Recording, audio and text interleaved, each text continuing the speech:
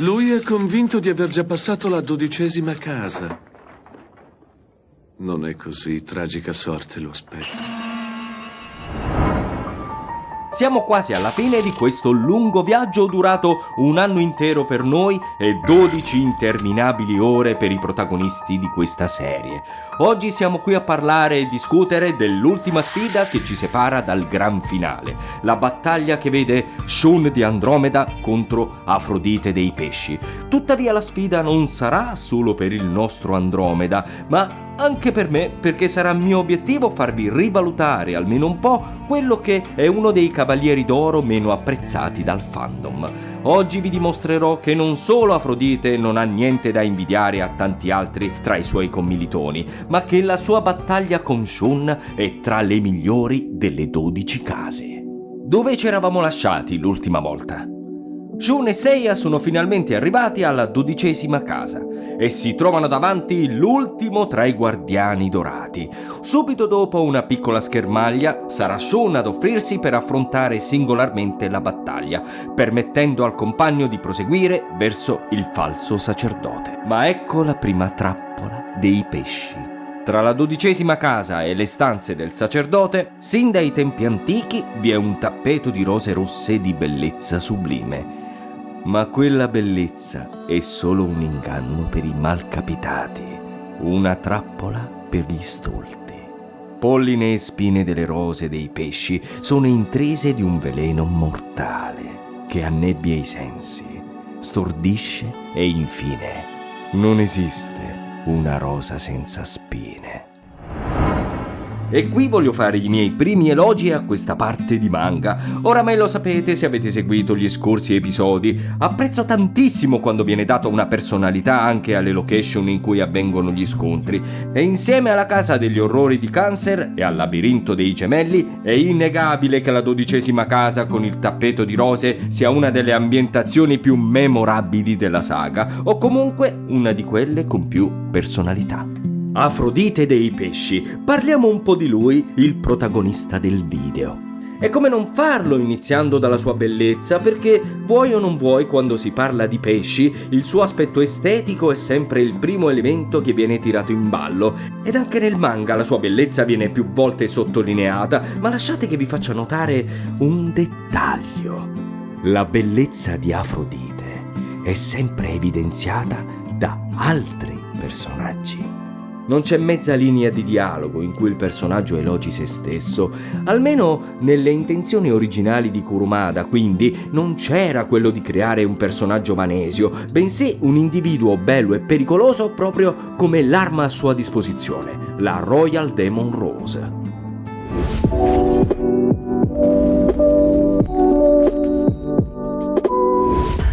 Pericolosità è la parola chiave per comprendere questo personaggio. Il suo colpo segreto principale consiste proprio nel lanciare uno o più rose rosse velenose, proprio come quelle del suo giardino, che se lanciate contro un nemico ignaro possono risultare sin da subito decisive. Essendo poi un attacco che si basa sul profumo o piccoli tagli superficiali, possiamo considerarlo un ottimo colpo per bypassare anche le difese nemiche. Aggiungiamoci che, sempre contro Andromeda, Pesci dimostrerà di poter mimetizzarsi. Questo lo rende un vero e proprio killer perfetto. Non è un caso che sia stato proprio lui a uccidere il maestro di Andromeda. Lo sappiamo, nei Cavalieri dello Zodiaco la forza di volontà è tutto, ed un personaggio motivato come un protagonista è improbabile che venga sconfitto da un po' di veleno, giusto? Inoltre le abilità mimetiche di Fish non servono poi molto contro la catena di Andromeda, ed ecco che il Cavaliere d'Oro deve ricorrere al suo secondo colpo segreto, la rosa nera che tutto divora, affamata, terribile, la Piranha Rose. Questa rosa, come dice il nome, è un fiore che divora e distrugge, devastante per combattere quei nemici che hanno armi e letale contro le armature, capace di spogliare il nemico di ogni difesa, oltre che fare ottimi danni in scontri diretti. E qui voglio passare a un secondo punto della discussione. Abbiamo capito che Fish non è un vanesio fissato con il suo aspetto, ma allora per cosa combatte questo cavaliere? è un buon personaggio dal punto di vista della scrittura? Sì e no. Fish è l'ormai ennesimo personaggio che riconosce nella forza la giustizia ed arrivati a questo punto del manga risulta un po' ridondante visto che abbiamo già avuto ben 2 personaggi con la stessa caratterizzazione, ovvero Cancer e Capricorn, che insieme a Fish compongono il terzetto di Gold Saint fedeli al gran sacerdote, pur essendo consapevoli che sia malvagio. Fortunatamente questa caratterizzazione un po' così viene ben bilanciata dal suo essere in contrapposizione con Shun ed il suo pacifismo. Il terzo ed ultimo colpo di Fish è la rosa bianca, ovvero la Bloody Rose. Una terza rosa che in automatico va a colpire il cuore del nemico prosciugandolo del sangue. Un attacco terribile che mostra ancora una volta come il Cavaliere dei Pesci sia il killer definitivo tra le fila del santuario. E questo porta ad un altro punto da discutere. Quanto è vario il repertorio di attacchi di Fish? Ben 3 colpi segreti, 4 se contiamo la Dagger Rose mostrata nella Notte degli Inganni, a cui aggiungiamo abilità mimetiche. È un repertorio di poteri vastissimo, paragonato alla media dei Cavalieri d'Oro, secondo giusto a gente come Shaka o Mu. Almeno sulla carta, Fish risulta quindi tra i Cavalieri d'Oro con poteri più vari e quindi uno dei più pericolosi. Peccato che nemmeno la Rosa Bianca basterà a salvarlo dal vero potere di Shun e dalla sua Nebula Storm.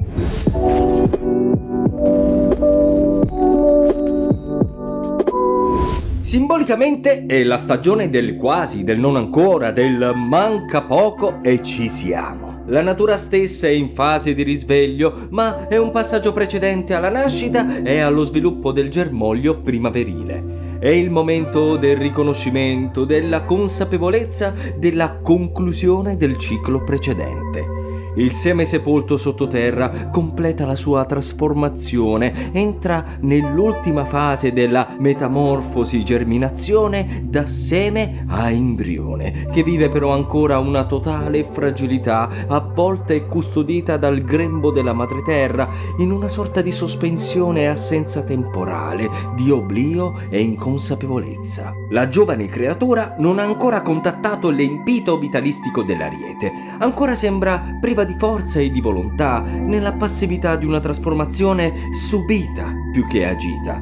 È comunque una stagione umida in cui le piogge ammorbidiscono le zolle residue dal gelo invernale. L'acqua dei pesci è l'acqua in senso universale, la massa dei mari e degli oceani, ma è anche il ciclo dell'acqua nell'atmosfera, vapore acqueo, nuvole, pioggia, ghiaccio. Le caratteristiche dell'acqua sono infatti molto presenti nella simbologia dei pesci. In primo luogo, infatti, l'acqua si adatta a qualsiasi contenitore. Non ha una forma sua, ma prende la forma del recipiente che va a riempire completamente. In secondo luogo, l'acqua ha una naturale resilienza che le permette di adattarsi alle condizioni climatiche. Se la temperatura scende, l'acqua si cristallizza in ghiaccio. Se la temperatura sale, l'acqua diventa gas, evaporando. E questa è la natura profondamente nettuniana del segno dei pesci. La continua metamorfosi, la fusione e talvolta la confusione. È il toccarsi degli estremi, ciò che si dissolve completamente e ciò che comincia a rinascere. Nascita, crescita, morte e dissoluzione sono per i pesci un unico grande ciclo.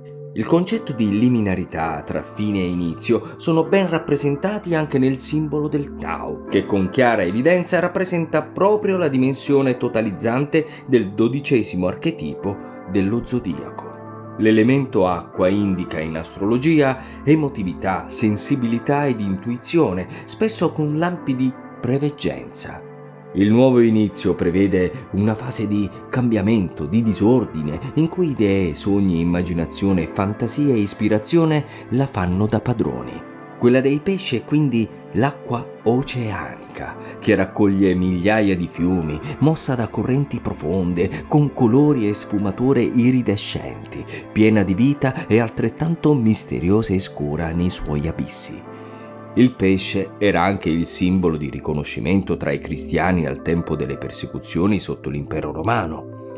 Ixtus è l'allitterazione latinizzata dell'acronimo greco Ixtis di Jesus Christos Theu Ios Soter, che significa letteralmente Gesù Cristo, figlio di Dio, Salvatore. Con un pesce stilizzato, un simbolo comune e apparentemente privo di significato, si indicavano quindi le chiese e le dimore per i cristiani, dei luoghi sicuri dalle persecuzioni. Gli stessi cristiani si paragonavano a pesci salvati dalle acque del battesimo. Sorprendente il parallelo tra l'insegnamento di Cristo di amore, dedizione, carità e sacrificio con le caratteristiche psicologiche pescine. Non è un caso che nel periodo dei pesci si collochino sia il carnevale che la Quaresima, sia la gioia sfarzosa e sfrenata che deriva dagli antichi baccanali, sia il sacrificio e la preghiera, l'espiazione e la meditazione dell'attesa della Pasqua e della rinascita. L'archetipo associato al segno dei pesci è il folle, che rappresenta la parte della nostra psiche che si libera dai condizionamenti e dalle strutture, che riesce a godere e a celebrare la vita in tutte le sue forme e manifestazioni e qualunque cosa accada. Per il folle non ci sono definizioni, tutto è un gioco, è il modo più serio per prendere le cose e con l'ironia e l'autoironia. D'altra parte, la connessione con le verità ultime e ulteriori, una visione universale e onnicomprensiva mettono ogni problema pratico in una prospettiva completamente diversa. Il senso della vita per il folle è lasciarsi andare, fidarsi, abbandonarsi, seguire il flusso.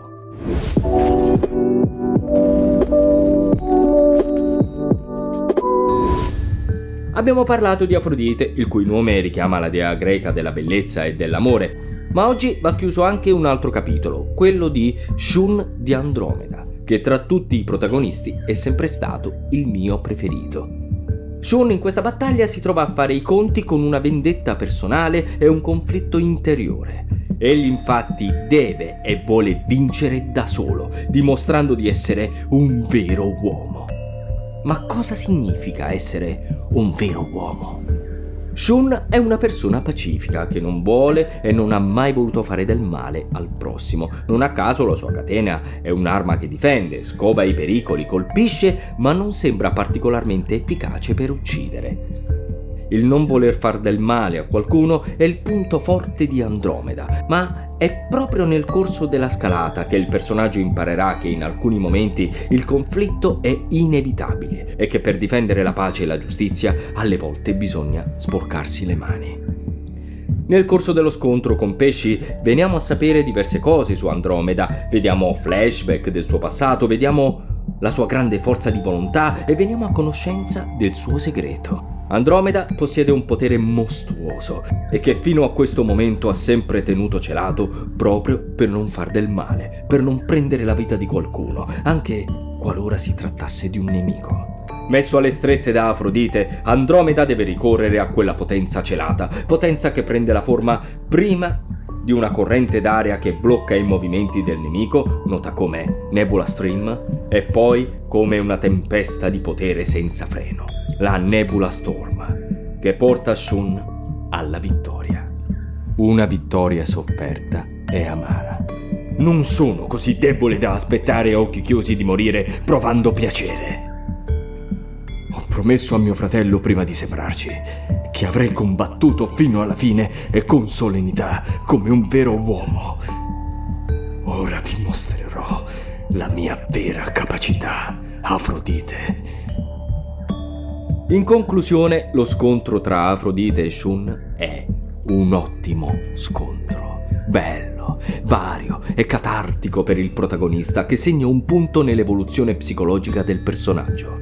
Seiya intanto è stato salvato da Merin, la sua maestra, e si dirige verso il grande sacerdote per il gran finale. Con tutti i suoi compagni caduti, la vita della dea Atena è nelle mani del cavaliere di Pegaso.